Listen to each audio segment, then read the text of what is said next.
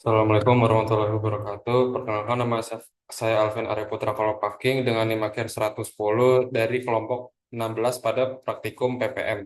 Di sini saya akan mengerjakan soal tugas mingguan shift 1. Di sini ada satu soal yaitu PT Asik merupakan perusahaan yang memproduksi jam tangan mewah dengan mekanisme Swiss untuk pasar premium. Salah satu karakteristik mutu utama pada jam tangan tersebut yaitu ketebalan case atau rangka jam tangan yang harus dijaga presisinya untuk memastikan fungsi mekanisme internal dan estetika produk. Mengingat nilai ekonomis jam tangan mewah yang sangat tinggi sekitar 15 juta sampai 20 juta per unit. Dan proses inspeksi menggunakan alat ukur presisi tinggi mikrometer digital presisi 0,001 mm yang memerlukan pembongkaran parsial dan berpotensi merusak finishing jam tangan. Maka Departemen Quality Control atau QC hanya dapat melakukan pengujian terhadap satu unit sampel jam tangan per hari dari setiap unit produksi.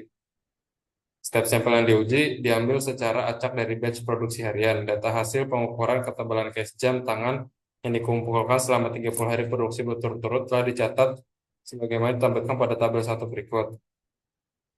Ya, untuk tabel 1 ini itu ada hasil ketebalan case jam tangan, lalu untuk eh, pada ini ada target spesifikasi ketebalan case jam tangan adalah 12,50 plus minus 0,25 mm untuk memastikan mekanisme internal dapat dipasang dengan tepat dan memberikan tampilan proporsional yang sesuai desain.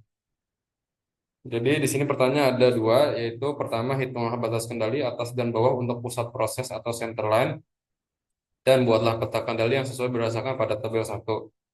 Yang kedua, menggunakan aturan pola tidak wajar pada peta kendali, apakah proses tersebut sudah terkendali?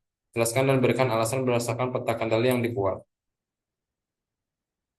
Lalu untuk yang nomor 2 itu, PT Parmindo Berkah memproduksi tablet suplemen vitamin C dengan dosis tinggi untuk kebutuhan kesehatan masyarakat. Dalam upaya menjaga kualitas dan keamanan produk, kandungan vitamin C aktif dalam setiap tablet yang diproduksi harus dipantau secara ketat untuk memastikan proses produksi berjalan sesuai standar Good Manufacturing Practice atau GMP dan berada dalam kontrol statistik yang baik. Departemen Quality Control atau QC melakukan inspeksi rutin dengan mengambil sampel dari 15 batch produksi berbeda selama periode produksi 1 minggu.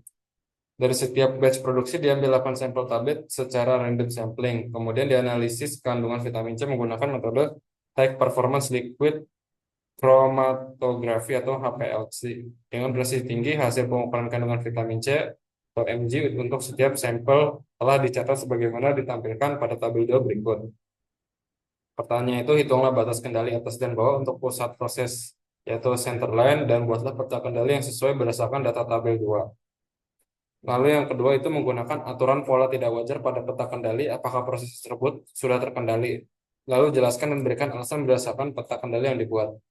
Nah, untuk soal nomor 1 dan nomor 2 kita akan mengerjakan yang pertama di software and studio dulu. Untuk software and studio sendiri, yang paling pertama itu kita ke file, lalu ke new project. Setelah itu kita sambungkan dengan file Excel yang sudah saya buat.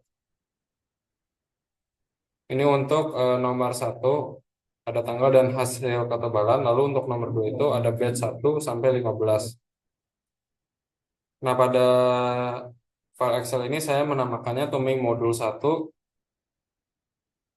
PPM. Nah, bila sudah buka RStudio dan sudah menyambungkannya pada file Excel, maka kita harus menginstal packages dulu. Nah, di sini sudah menginstal packagesnya. Lalu yang kedua saya akan mengaktifkan package-nya yaitu ada readXL lalu dan QCC. ReadXL itu untuk membaca file Excel-nya yang sudah kita sambungkan tadi, lalu yang QCC itu untuk perhitungannya. Lalu untuk soal nomor 1 ini kita menggunakan IMR. Yang pertama kita menginput data dari file Excel-nya, lalu kita menghitung moving range-nya. Lalu yang ketiga kita membuat peta kendali moving range-nya. Nah, maka hasilnya akan seperti ini untuk peta kendalinya. Lalu kita melihat ringkasan hasil peta kendali R.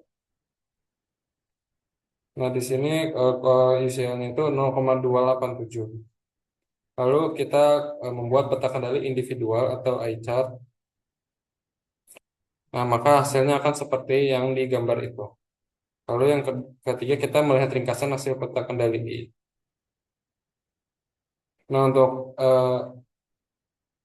LCL-nya sendiri itu 12,24, lalu untuk UCL-nya itu 12,71. Nah lalu pada Minitab itu untuk worksheet satunya itu kita hasilnya akan seperti ini. Hasilnya itu untuk chartnya itu sama seperti yang tadi kita lakukan di RStudio. Lalu untuk yang nomor 2, soal nomor 2 itu kan kita pertama menginput data dulu dengan read file Excel-nya. Bila sudah kita menghilangkan kolom ke-1 dari data soal 2. Nah, maka hasilnya akan seperti ini dari batch 1 sampai 15. Lalu membuat peta kendali R. Nah, hasilnya akan seperti itu. Lalu melihat ringkasan hasil peta kendali R. Setelah itu kita melihat data yang keluar dari batas kendali. Lalu menghapus data keluar batas kendalinya. Setelah itu kita membuat peta kendali R perbaikan. Nah, maka hasilnya seperti ini gambar itu. Setelah itu yang terakhir kita melihat ringkasan peta kendali R perbaikan, lalu membuat peta kendali X bar-nya. Setelah itu kita melihat ringkasan hasil peta kendali X bar. Nah, untuk melihat peta kendali X bar itu 40 LCL-nya itu 496,32, UCL-nya itu 501,29. Lalu untuk soal nomor 3 itu PT Maju Teknologi memproduksi komponen elektronik presisi untuk industri otomotif. Nah, bila kita lihat itu di sini sudah ada tabelnya. Nah, bila pertanyaannya itu adalah hitunglah batas kendali atas dan bawah untuk proses proses center line dan buatlah peta kendali sesuai berdasarkan data tabel 3. Lalu yang kedua menggunakan aturan pola tidak wajar pada peta kendali apakah proses tersebut sudah terkendali. Nah, lalu yang keempat itu PT Indah Rasa merupakan perusahaan manufaktur yang bergerak di bidang produksi bumbu instan dengan berbagai varian rasa tradisional Indonesia. Nah, lalu di sini kita ada tabel 4-nya itu hasil identifikasi penyebab utama permasalahan ketidaksesuaian komposisi bumbu instan. Nah, pada soal nomor 4 itu kita disuruh membuat fishbone-nya. Yang pertama di soal nomor 3 dulu kita akan menginput data lalu read file Excel-nya.